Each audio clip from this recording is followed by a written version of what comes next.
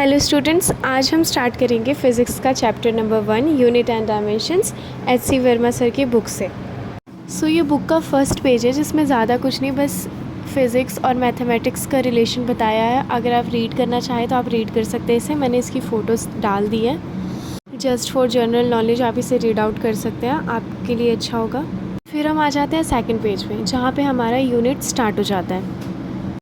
Basically units होता क्या है? To measure a physical quantity we need some standard units of that quantity.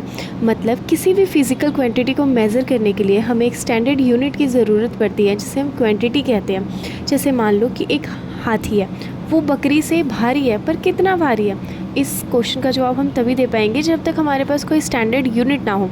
जब हम एक स्टैंडर्ड यूनिट मास चूज़ कर लेंगे तो हम बोल सकते हैं कि जो एलिफेंट है वो 200 टाइम्स यूनिट मास गोट से है या 20 टाइम्स है। तो वो सब तभी होगा जब हम एक यूनिट स्टैंडर्ड मास चूज़ करेंगे। तो बेसिकली हमें यूनिट की ज़रूरत क्यों पड़ी?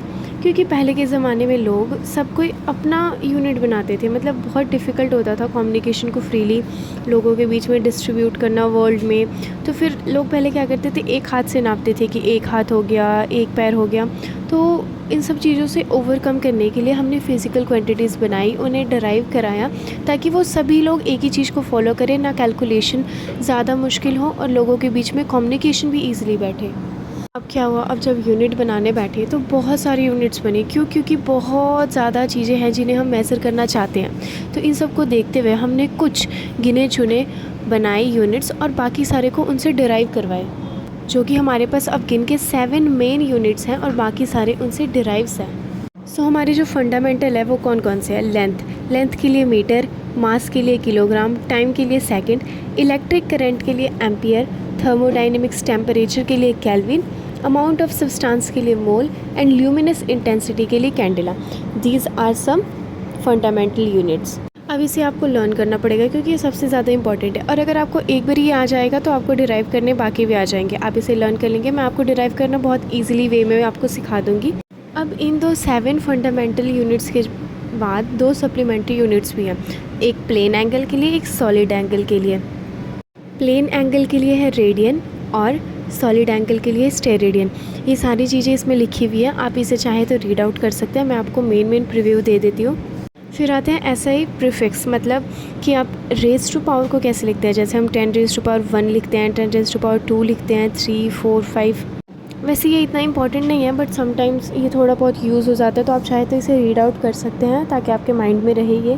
फिर आती है बेस क्वांटिटीज़ यानी फंडामेंटल क्वांटिटीज़ की डेफिनेशन। तो हम स्टार्ट करते हैं। फर्स्ट है सेकंड आपको पता है कि टाइम के लिए यूज़ होता है। हम किसी भी टाइम को मेज़र करने के लिए हम सेकंड का यूज़ करते हैं।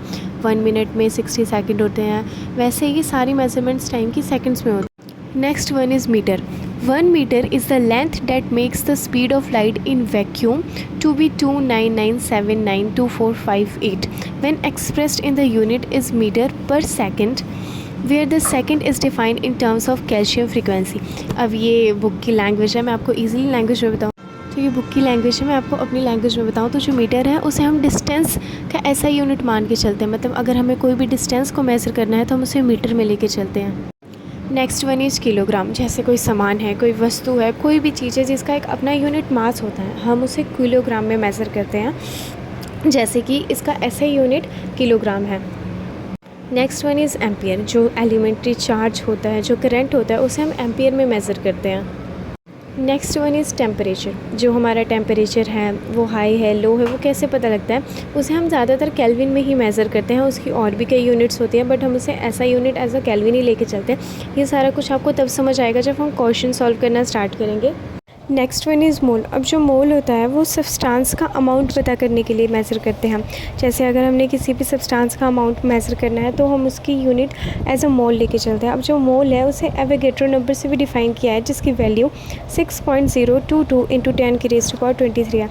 इसे आपको स्पेसिफिकली लर्न करना पड़ेगा क्योंकि बहुत ज़्यादा इंपॉर्टेंट होता है और आगे बहुत ज़्यादा यूज़ होता है in chemistry and physics both.